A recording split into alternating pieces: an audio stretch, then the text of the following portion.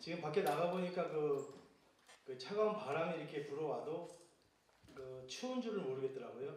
이제 봄이 온 것 같은데 아직까지 우리들 마음속에는 봄이 오지 않은 것 같습니다.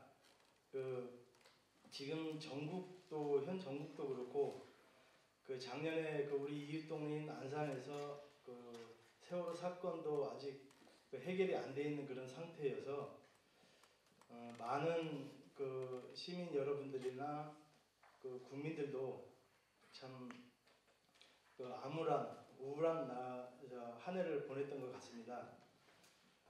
정의당은 뭐 이름에서 드러나듯이 정의로운 삶을 살기 위해서 또 정의로운 대한민국을 위해서 일하는 정당입니다. 규모는 좀 작지만 일당백 이상의 능력을 갖고 있기도 하고 좀 지겨운 단어이기만 하나 잠재력을 매우 크게 갖고 있는 정당이기도 합니다. 그 일은 이익이 있어서만 일하는 게 아니라 당장 이익이 없더라도 필요한 일을 위해서는 언제든지 헌신하겠다 뭐 이런 다짐을 가진 정당이라는 취지가 되겠죠. 오늘도 그런 의미에서 이 내용을 준비했습니다. 정말 중요한 이 시대에 필요한 포인트인데 이것을 누구도 먼저 꺼내거나 잘 설명해 주지 않아서 문제의식을 갖고 있음에도 불구하고 구체적 참여를 하지 못하는 상황이었는데 건강정치위원회에서 이렇게 큰 수고를 해주시네요. 여러분들과 함께 저도 공부하고 왔습니다. 함께 공부하고 이 논의가 더 확산돼서 대한민국의 우리 국민들 모두가 함께 건강하게 함께 편안하게 나눌 수 있는 세상 만들었으면 좋겠습니다. 감사합니다. 제목은 이제 국민건강보험 하나로라는 건데요. 저게 어떻게 과연 우리 가계 지출을 좀 줄일 것인지, 저게 어떻게 돈이 된다는 얘기인 거지 라고 한번 생각을 좀 해보시고요. 제 강의를 좀 듣고 나면 아하 그래서 그렇구나라고 조금 이해가 좀 되지 않을까 좀 싶습니다. 흔히 이제 많은 분들이 세금을 더 내는 거에 대해서 많이 부담을 갖고 있잖아요. 그러니까 이번에 연말정산 문제도 그렇고 그래서 세금 더 내는 거에 대해서 굉장히 많이 이제 불만을 토로하시고 뭐 사실 전 세계적으로 보면 굉장히 저축을 많이 하는 나라들이 좀 있어요. 저축을 많이 하는 나라들을 보면 최근에 뭐 기사 검색을 해보면 어떤 나라들이 저축률이 높은지, 우리나라는 최근에 저축률이 아주 굉장히 바닥으로 뚝 떨어졌잖아요. 거의 일본보다 못하는 정도 수준으로. 희한하게도 저축률이 낮은 나라들이 우리나라, 뭐 일본, 미국과 같은 나라들이 저축률이 굉장히 낮아요. 근데 이제 저축률이 높은 나라들 보면 희한하게도 세금을 아주 많이 내는 나라들이 저축률이 이상하게 높아요. 뭐 스웨덴이라든지 프랑스, 독일 같은 나라들이 사실 저축을 굉장히 많이 하거든요. 저축률이 우리나라보다 훨씬 높단 말이죠. 근데 우리나라 같은 경우에는 계속 저축률이 떨어지는 이유를 뭘로 설명을 하냐면 보통 이제 기사 보면 사회보험료가 계속 올라가서 요것 때문에 이제 다른 세계 저축률이 떨어진다라고 해석을 하는데 사실 현상은 어떻게 보면 그렇게 연결을 할 수 있지만 실제로는 정반대 되는 겁니다. 왜냐하면 복지가 취약하다 보니까 복지라고 하는 건 어쩔 수 없이 우리가 지출을 해야 돼요. 국가와 사회가 공동으로 지출을 하든 아니면 개인이 지출하든 지출은 해야 되는 거거든요. 그러니까 대표적으로 뭐 교육이 그렇겠죠. 그렇죠? 의료 역시도 마찬가지죠. 이제 예를 들어서 교육 시스템이 아주 잘 돼 있어 그걸로 해결할 수 있다라고 하면 따로 들어가진 않잖아요. 사교육비라든지 또 의료비 역시도 마찬가지인 거고.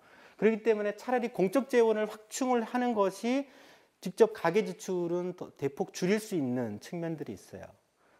그러니까 제가 오늘 말씀드리려고 하는 보험 영역도 마찬가지예요. 보험은 반드시 필요합니다. 어떤 보험이든지 필요하죠. 그러니까 보험이라고 하는 거는 갑작스러운 어떤 위험이 닥쳤을 때를 대비할 목적인 거잖아요. 근데 그거는 예측이 불가능하기 때문에 미리 어떻게 준비를 할 수가 없어요. 그러니까 보험이란 건 필요하죠. 최악인 경우에는 보험이 전혀 없는 경우가 아주 최악이죠. 갑작스럽게 중병에 걸리면 병원비 부담이 몇천만 원, 심지어는 몇 억까지 나오기도 하지 않습니까? 이거 갑작스럽게 그렇게 걸리게 되면 가게가 파탄나죠. 그렇기 때문에 어찌됐든 그런 이유로 이제 건강보험이라는 게 있는 거고 또 건강보험이 또 문제는 지금 그 역할을 제대로 못 해주고 있잖아요. 거의 이제 진료비 할인 제도에 불과한 제도 정도밖에 안 되기 때문에 전체 의료비 한 60% 정도만을 커버를 해주다 보니까 어쩔 수 없이 사보험으로 달려갈 수밖에 없죠. 사보험 지출을 할 수밖에 없는 상황인 거죠. 근데 여러분 곰곰이 생각을 해보세요. 사보험 중에서도 특히 이제 민간의료보험, 뭐 민영의료보험이라는 표현도 쓰고 개인의료보험, 뭐 혹은 구체적으로는 암보험, 실손의료보험, 어린이보험, 여러 가지 질병, 건강보험, 민영건강보험들이 있잖아요. 여기 얼마나 지금 쏟아붓고 있는지를 생각을 한번 해보시면 될 것 같아요. 만일에 건강보험으로 대부분 의료비를 해결할 수 있다라고 하면 뭐 그렇게 불필요하게 많은 사보험은 필요하지가 않겠죠. 그렇죠? 그런 얘기들을 주로 제가 하려고 하는 겁니다. 사실 결론은 여기에 있는 거고 서두에 제가 말씀 잘 드리는 거고요. 그래서 좀 더 구체적으로 과연 우리의 보험의 민간의료보험의 현황들이 어떤지 이들을 제가 말씀을 좀 드리고 이게 왜 좀 문제가 있는 건지 왜 건강보험을 강화시키는 것이 필요한지 이를 중심으로 제가 말씀을 좀 드리겠습니다. 이거 뭐 잘 아실 겁니다. 송파 세모녀 여전히 저 얘기만 저 생각만 하더라도 내용만 들여다봐도 사실 가슴 아픈 내용인데요. 송파 세모녀 문제 역시도 전형적으로 의료비 문제 때문에 발생된 겁니다. 발단 자체는 보면 이제 남편이 이제 12년 전에 방광암으로 사망했다고 그랬잖아요. 지금은 암이 많이 좋아졌어요. 건강보험으로 암 같은 경우에는 이제 비급여가 문제가 되지. 법정 본인 부담이나 이런 거는 거의 5% 정도밖에 안 돼서 거의 병원비가 안 들어요. 근데 이제 보험이 안 되는 것들이 워낙 많다 보니까 거기서 적게는 몇백만 원, 많게는 몇천만 원까지도 나오는 경우가 비일비재한데 그나마 지금 암에 대해서 좋아진 거는 그나마 노무현 정부 들어서면서 보장률이 굉장히 좋아졌어요. 노무현 정부 들어서기 전에는 암 질환의 보장률이 45%밖에 안 됐어요. 그러다가 이제 노무현 정부 들어서면서 이후에 보장률이 거의 암 질환 같은 경우는 75%까지 찍었죠. 그 다음에 지금은 다시 한 70% 정도로 들어섰는데 12년 전이라고 하면 사실 이건 어쩔 수 없어요. 또 가게를 부양해야 되는 입장에서 암에 걸리면 가게 파탄 날 수밖에 없었죠. 이제 그러면서 이제 뭐 가게가 무너지게 되고 딸들도 신용불량자 되고 제대로 치료받지 못하고 하면서 이런 비극이 이제 생겼던 거고 아직까지도 현재 의료비 문제에 대해서는 우리가 흔히 가계 파탄이라고 할 때 3대 원인으로 좀 지목되고 있는 거죠. 뭐 최근에 이제 뭐 기사나 이런 것들을 보면 사실 신문 사회면에 이런 얘기 뭐 누가 노인이 자살했다거나 이런 얘기들을 대부분 보면 사실은 다 건강 문제와 연결돼 있어요. 다 이제 노후 빈곤 문제, 건강 문제 이건 두 개는 대부분 연결돼 있는 경우들이 많이 있죠. 뭐 암 같은 경우는 여전히 많이 좋아지긴 했지만 사실 뭐 큰 병에 걸리게 되면 여전히 이제 가게가 휘청거릴 수밖에 없는 상황인 거는 여전히 그렇고요. 사실 이게 원인 자체가 다 사실 건강보험이 제대로 못 해주기 때문인 거죠. 그러니까 그러다 보니까 어쩔 수 없이 사보험에 민간의료보험에 가입할 수밖에 없어요. 아이 키우는 것도 얼마나 불안합니까? 아이 좀 큰 병이라도 걸릴까봐 조마조마하잖아요. 이런 거는 이제 뭐 상식적으로 건강보험이 보장이 워낙 떨어지니까 요걸로 해결 안 되니까 사보험에 드는 거 가입할 수밖에 없는 건데 이건 통계적으로도 조사해 보면 다 나오는 거예요. 왜 민간의료보험, 사보험에 가입하느냐? 80% 이상이 건강보험이 제대로 보장해주지 않고 또 이 질병이나 이런 거 걸렸을 때 가계 경제적인 문제 때문에 발생되는 거란 말이죠. 만일에 건강보험이 이 문제를 해결해 준다라고 하면 굳이 사보험에 가입할 필요는 없을 거예요. 최소한 사보험에 가입할 이유는 상당히 많이 줄어들 거란 말이죠. 물론 이제 건강보험이 여전히 커버 못하는 부분들에 대해서는 사보험 여력은 남아 있겠지만 지금보다는 훨씬 적게 아마 지출하지 않을까 싶습니다. 사실 제가 말씀드리려고 하는 결론은 어떻게 보면 이거라고 좀 볼 수 있겠죠. 근데 이제 문제는 어쩔 수 없이 우리가 사보험에 가입할 수밖에 없는데 일단 들고 나면 조금은 든든해요. 안심이 되죠. 불안으로부터 조금은 해소되는 측면들이 있어요. 당장 이제 가입을 해놨기 때문에 내가 갑자기 암에 걸려도 불의 어떤 사고에 걸리더라도 나는 어떻게 될지언정 내 남은 가족은 이 보험금으로 어느 정도는 그래도 이 크게 위험에 빠지지 않고 헤쳐나갈 수 있겠거니 생각할 수 있다라는 건데요. 보통 그렇게 생각하죠. 근데 한번 생각을 해볼 필요가 있어요. 과연 그럴까라고 하는 거예요. 만일에 이제 사보험이 그런 역할들을 충분히 해준다라고 하면 필요하죠. 근데 제가 볼 때는 별로 그런 역할들이 있긴 있는데 생각보다 좀 작아요. 그러니까 보험이라고 하는 건 결국 위험 대비 목적인 건데 그 위험 대비라고 하는 기능이 사실 사보험이 갖고 있는 위험 대비 기능이라고 하는 게 높지가 않다라는 거예요. 일단 가장 중요한 게 전 지속 가능성이 없다라고 생각을 하는데요. 실제 이제 사례들 중심으로 좀 말씀드려보겠습니다. 그래서 우리가 가져야 될 문제의식, 야, 이거 보험료 이게 적지 않지 않습니까? 이거 내가 과연 감당할 수 있을 건가, 이거 계속? 그리고 결국 내가 가입하려고 하면 지금 당장의 문제가 아니라 내가 평생 사는 동안까지는 어쨌든 커버가 돼야 되는 건데, 노후까지 이거 유지할 수 있을까라는 거죠. 그리고 이제 또 아무나 가입할 수 있느냐라는 거예요. 사보험 뭐 아실 거예요. 뭐 질병이 있으면 어떤 큰 병이 당뇨병이 있으면 사실 가입할 수 있는 보험은 거의 몇 개 없어요. 그렇죠? 대부분 가입 거부가 되거든요. 그런 문제들이 있고 이걸 안정적으로 유지할 수 있을 것인지 또 야, 이거 내가 보험료 내는 것이 과연 그만큼 내가 기대할 수 있는 혜택, 나한테 돌아올 수 있는 혜택을 내가 만족할 수 있을 것인가, 과연 괜찮은가 등에 대해서 좀 따져봐야 될 것 같아요. 이게 좀 민간의료보험 보면 우리가 흔히 뭐 정액형, 실손형 얘기를 하는데 둘 다 같이 이제 정액형 보험은 대표적으로 이제 암보험을 중심으로 제가 설명을 해드릴 거고 실손의료보험은 뭐 지금 웬만큼 이게 굉장히 많이 가입하고 있거든요. 실손보험 많이 가입하고 계시죠 지금? 여기 보시면 아마 어쨌든 통계적으로 보면 한 60% 이상이 가입했을 것 같아요. 실제 국가 통계가 그렇거든요. 그러니까 이제 정부 자료에 의하면 실손보험 같은 경우에는 이미 2012년도에 지금으로부터 한 거의 3년 전에 이미 가입자 수가 3천만 명에 이르렀습니다.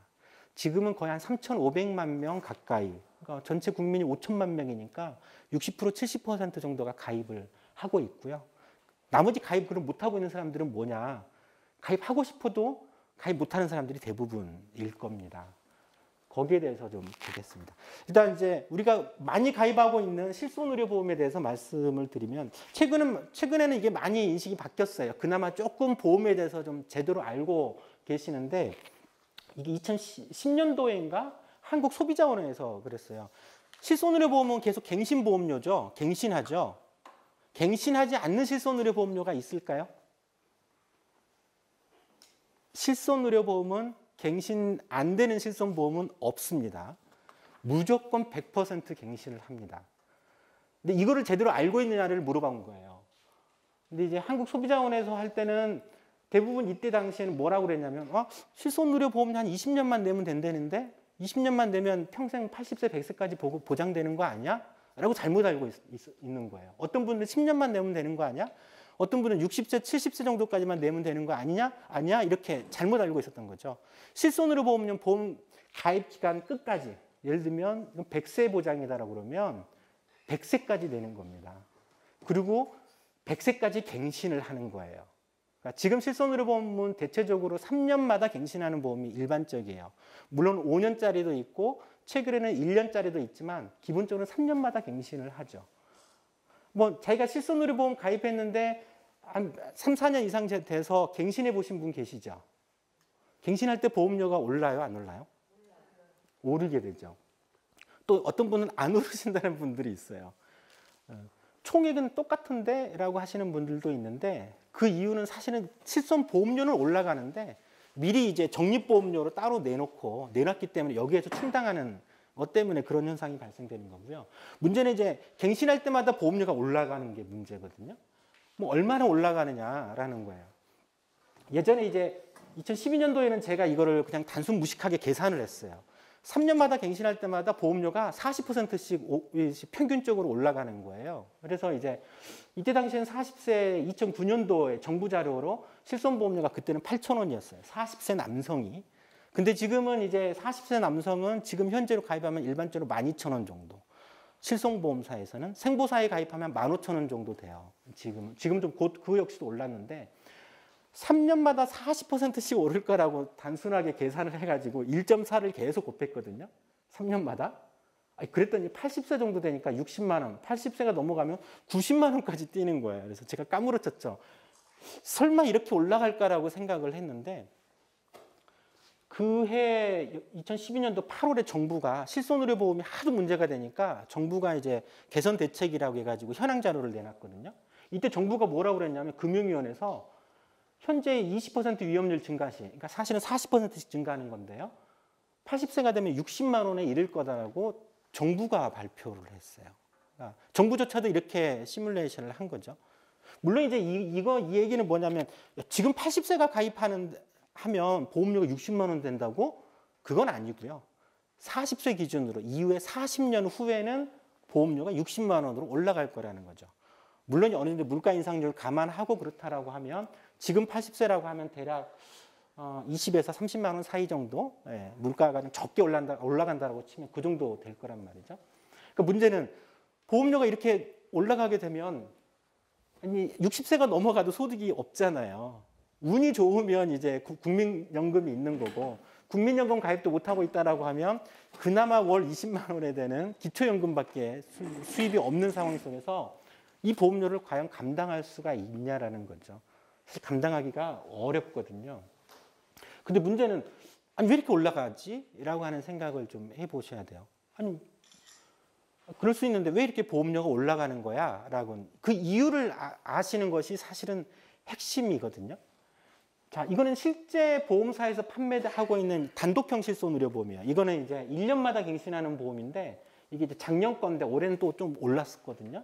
이게 이제 A생명보험사의 보험료인데 실손의료보험이에요.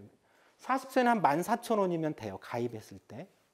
근데 이제 갱신할 때마다 이건 매년 이제 올라가게 되죠.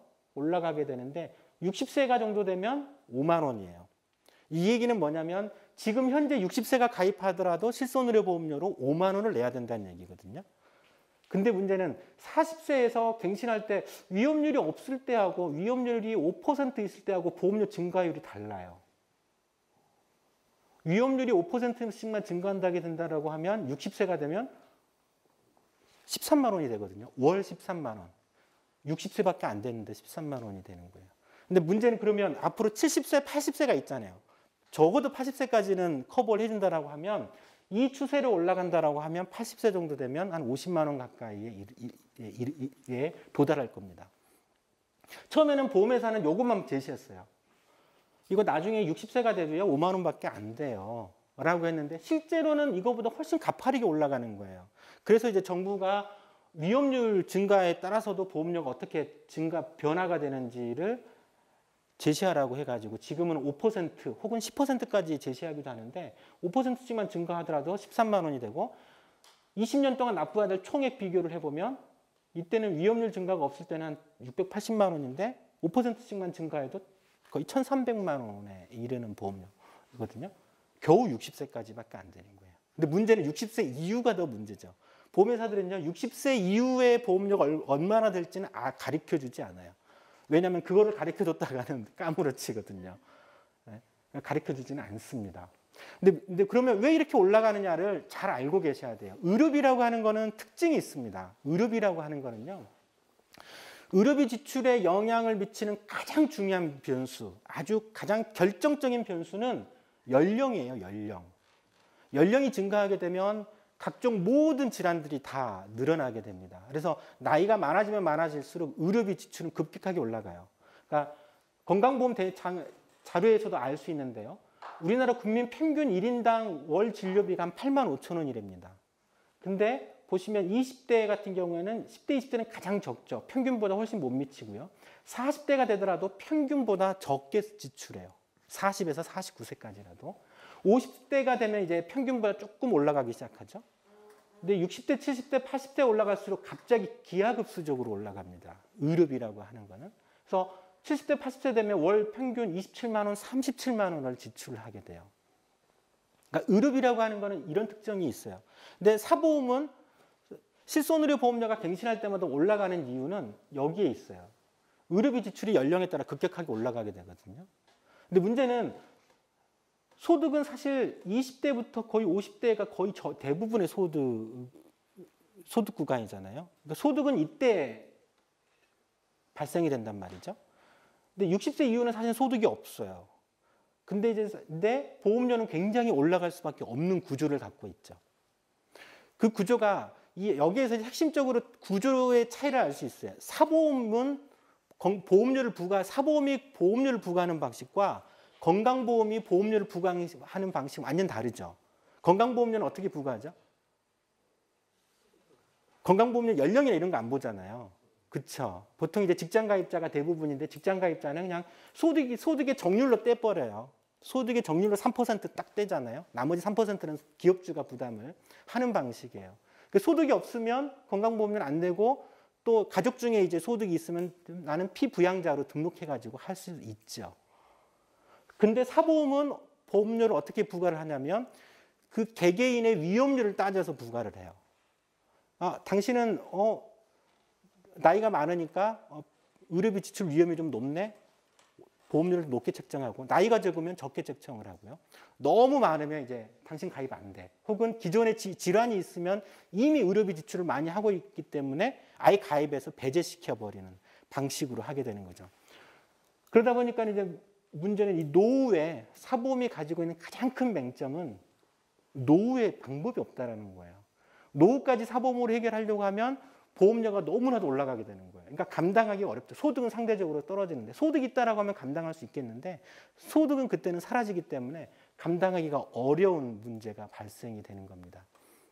그러니까 사보험이 갖고 있는 가장 핵심적인 맹점은 여기에 있어요. 그래서 이 문제를 어떻게 할 거냐. 아니 하필이면 의료비 지출이 소득이 젊고 건강한 사람이 의료비 지출을 많이 한다는 게 좀 이상하긴 하지만 아니 소득이 있을 때 의료비 지출이 많으면 그 소득만큼 낼 수 있는 능력이 있을 거지 않습니까? 근데 이건 정반대해야 되는 거예요. 한참 소득이 있는 사람들은 거의 병에 안 걸려요.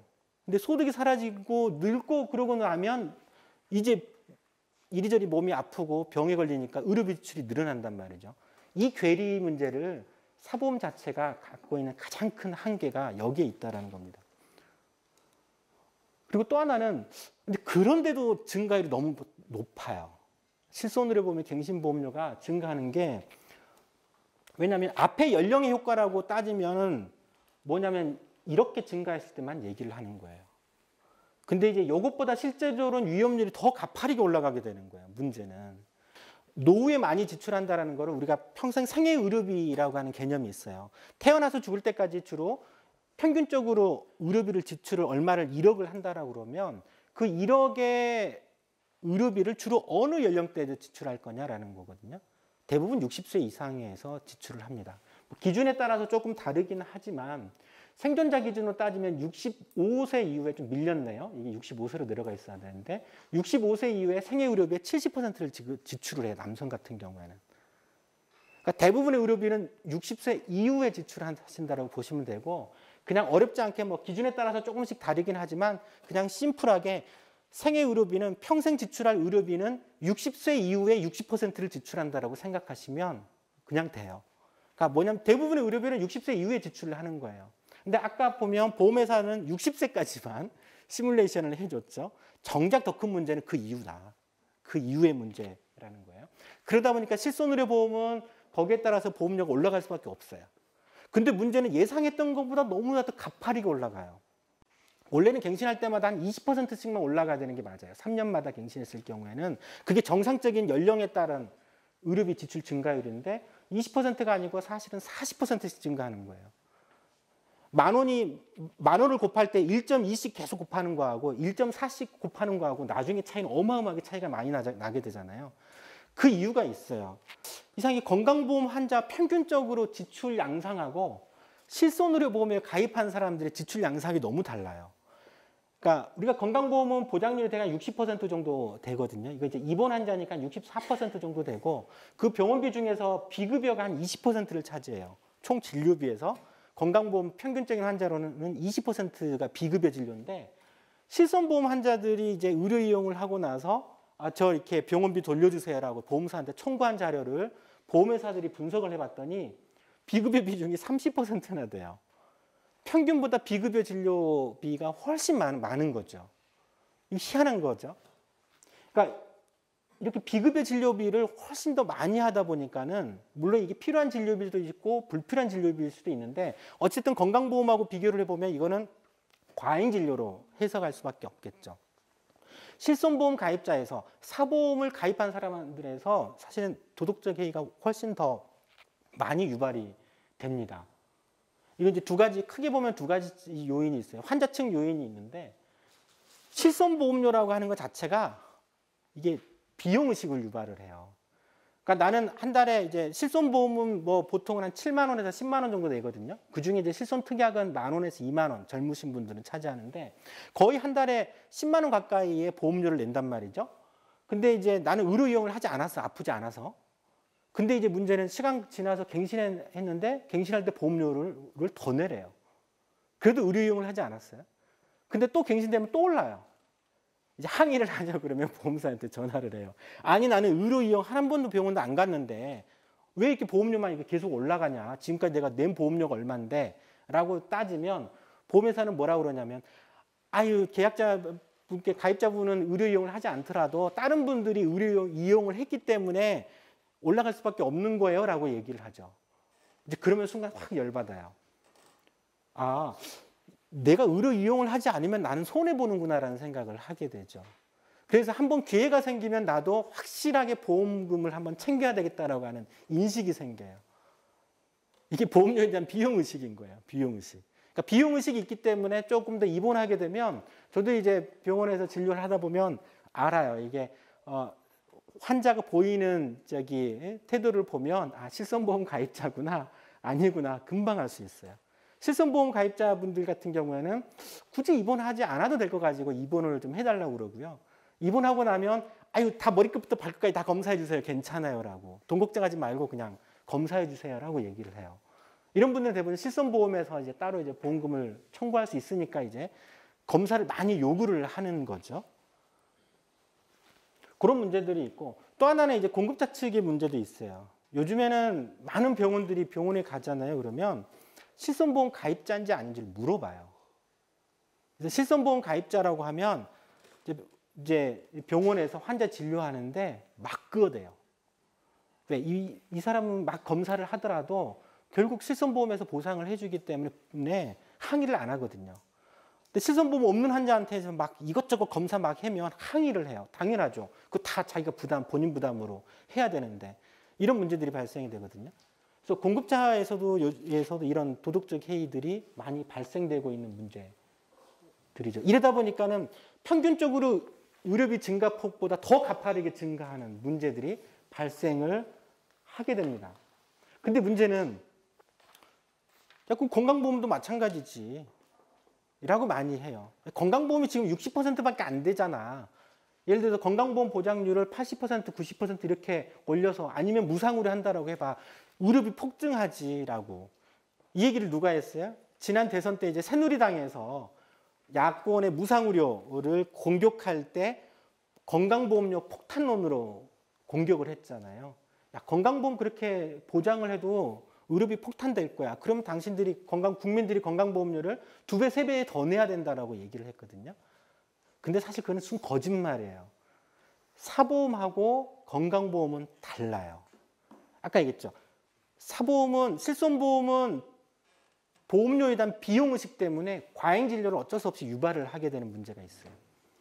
근데 건강보험료에 대한 비용의식이라고 하는 거는 없어요. 예를 들어서 야, 내가 나는 소득이 많아가지고 나는 한 달에 건강보험료가 30만 원씩이라네. 근데 그 30만 원이 아까워서 30만 원이 아까워서 의료 이용을 더 합니까? 그렇지는 않거든요. 나는 건강보험료 조금밖에 안 내니까 미안하니까 난 조금밖에 이용 안 할 거야 라고 생각하지는 않는 거예요.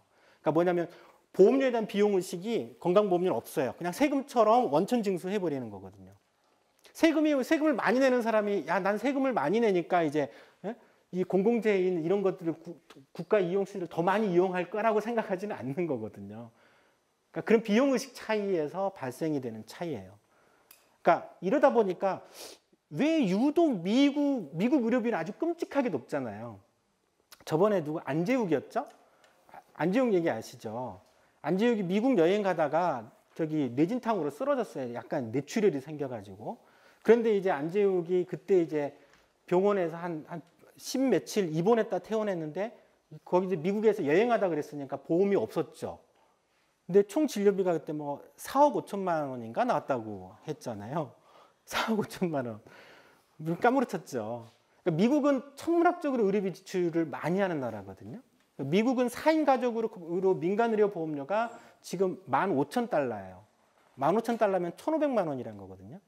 그러니까 미국은 65세 이상은 메디케어라고 하는 공보험 제도가 있고 그 밑으로는 그러니까 두 부부하고 자식들 아이들 키우고 그러면 이 4명만 보험료가 15,000달러예요. 1,500만 원이 된단 말이죠. 한 달에 120, 30만 원 되는. 이렇게 천문학적으로 높아요. 근데 유럽이나 이런 데는 유럽은 사실은 무상의료를 하고 있잖아요. 병원 갈 때 병원비 거의 안 들어요. 다 그걸로 해결해요. 그런데도 불구하고 미국이 쓰는 의료비의 반밖에 안 쓰고 있단 말이죠. 그러니까 무상의료를 한다라고 해서 의료비 자체가 폭증하고 그런 현상은 나타나진 않아요. 공보험으로 할 경우에는. 왜냐하면 공보험으로 할 때는 이게 비용의식을 유발하지 않기 때문에 그렇죠. 근데 이제 사보험을 하게 되면 비용의식을 유발하니까 어찌됐든 환자든 의료 공급자든 과잉 진료를 안 할래 안 할 수가 없어요. 미국의 의료비가 이렇게 천문학적으로 높은 것도 사실 민간의료보험 시스템이 돼 있기 때문에 그러는 거예요.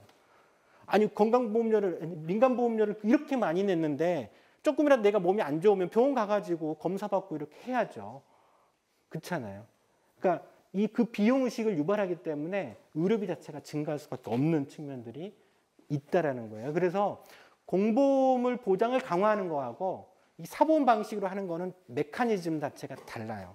그래서 이제 뭐 시민단체들 의료 민영화, 의료 영리화되면 병원비 폭등한다라고 항상 폭등 소리 많이 하는데 그 폭등 얘기를 하는 이유 중에 하나가 이런 메커니즘 때문에 사실 그러는 거예요. 뭐 당장 그렇게 되지는 않겠지만 어찌됐든. 그리고 이제 실손의료 보면 이런 문제들이 있다는 거 아시겠죠? 이제 그러다 보니까는 이게 감당이 안 돼요. 그리고 또 하나는 뭐 주변에 젊은 분들은 실손의료보험 많이 가입하고 있고 또 가입 못하는 사람도 있어요. 근데 이제 가입 못하시는 분들 같은 경우에는 젊은 사람들한테는 중에서는 소수죠. 왜냐하면 병이 별로 없으니까 대부분은 가입 가능해요. 병이 있으면 이제 배제가 되는데요. 근데 이게 그래서 크게 드러나지 않아요. 근데 이제 이게 드러나는 한 사례가 있어요. 노후실손보험이라고 있어요. 이게 작년 8월에 출시됐거든요. 작년 8월에 이제 박근혜 정부에서 소위 이 금융위원회에서는 박근혜 정부가 하도 이제 창조경제 외치고 그러다 보니까 금융위원회에서 이제 창조경제의 하나의 여러 가지 아이템 중에 하나로 노후실손의료보험을 출시를 하게 한 거예요. 그러니까 기존의 실손의료보험은 사실은 60세 이상은 아예 가입을 안 받았거든요. 가입을 안 받았는데 이제 정부에서는 이제 노후실손의료보험이라고 해서 75세까지도 가입해 줄 수 있는 상품을 출시하라고 그랬어요. 그래서 이제 그 상품이 출시됐는데 이거지 아직 미발표 자료입니다. 그래서 다음 주 화요일 날 정의당에서 이거를 발표하려고 그러거든요. 그래서 노후실손의료보험이라고 노인들은 질병들이 웬만한 고혈압 당뇨들은 적지 않기 때문에 가입 못할 땐다라는 문제의식이 들었어요. 제가. 그래서 이거 한번 실제 조사를 해보자. 실태조사 해보자. 우리 부모님들 해가지고 한번 조사를 해보자라고 해서 노년 유니온이라고 하는 어르신들 단체들이 있어요. 그리고 이제 여기 정의당에서 일하시는 분들 중에 당직자들 중에 부모님들이 계시잖아요. 부모님들을 대상으로 해서 실제 가입을 한번 시도를 해본 거예요. 이 노후실손보험에 가입이 가능한지 가입이 안 되는지를 해봤더니 무려 70%가 가입 거부됐어요. 안 된대요. 그나마 가입 가능하다 하신 분들은 30명 정도밖에 안 됐어요. 물론 이거 최종 가입은 하지 않았어요, 저희가. 돈 들어가니까. 가입하진 않은데, 가입 가능하긴 한데, 건강검진 결과 가지고 오셔야 돼요. 라고 하는 거는 이제 제출하지 않고, 그냥 전화상으로 가입 안 돼요. 라고 하는 것만 저희가 확인을 했는데요. 그래서 가입 거부된 이유가 뭐냐면, 고혈압. 우리 부모님 고혈압이 있는데 보험 가입돼요? 내가 지금 당뇨로 약 먹고 있는데 보험 가입돼요? 라고 하면 다 안 된대요. 고혈압, 당뇨 다 거부됐어요. 또 암 병력인데 지금 완치됐는데 예전 암은 이제 전혀 상관이 없는데 가입 안 돼요? 그래도 안 돼요. 예전에 허리 수술 좀 받았는데 그것도 안 돼요. 병원 좀 많이 이용한 병력 있고 그러면 다 안 되는 거예요. 그래서 70%가 가입이 거부되더라고요. 그래서 야 이거 뭐 이런 게 다 있어. 그래가지고 예상은 했는데 이 정도일지는 몰랐죠. 물론 이제 부모님들 샘플이 표본은 아니죠, 그렇죠? 그냥 주변에 있는 어르신들, 부모님들 시도를 했기 때문에 이제 그런 문제는 있는데 실제 근데 문제는 국가 통계에서 보면은요 고혈압 유병률이 노인 60세 이후에는요 보시면 고혈압 유병률이 이건 국가에서 하는 조사예요. 그 매년 하는 조사인데 60세 이상이 되면 고혈압 유병률이 50%가 넘어가요. 연세 드시면 웬만한 재보험 다 고혈압이 있어요. 근데 고혈압 있으면 노후 실손의료보험 가입 안 되는 거예요. 그리고 당뇨병도 젊은 사람들은 뭐 한 4%, 뭐 2%밖에 안 되니까 주변에 잘 흔하게 볼 수는 없지만 60세 이상이 되면 20% 이상이 당뇨가 있어요. 단순하게 둘만 합산해도 70%지 않습니까? 60세 이후에 고혈압 유병률 50%, 당뇨 유병률 20%, 70%가 가입 거부되는 거예요. 도대체 그럼 이걸 도대체 누구 보고 가입하라고? 이런 보험이 과연 어르신들에게 무슨 의미가 있겠습니까? 이런 문제들이 있어요. 물론 이제 보험사들 역시도 이걸 알기 때문에 안 팔아요. 그냥 별로 팔지도 않고 그렇게 하는데 아주 심각한 문제들이 좀 있는 거죠. 이게 이제 기본적인 사보험이 갖고 있는 문제인 거예요. 그러니까 연령에 따라서 보험료가 급격하게 올라간다는 거, 그리고 기왕력자들이 다 배제되고 있다라고 하는 측면. 그래서 어르신들은 더더욱 다 대부분이 배제가 될 수밖에 없다라는 거죠. 이게 이제 실손의료보험이 갖고 있는 핵심 문제예요. 그래서 이제 실손의료보험은 당장은 가입했을 때는 되죠.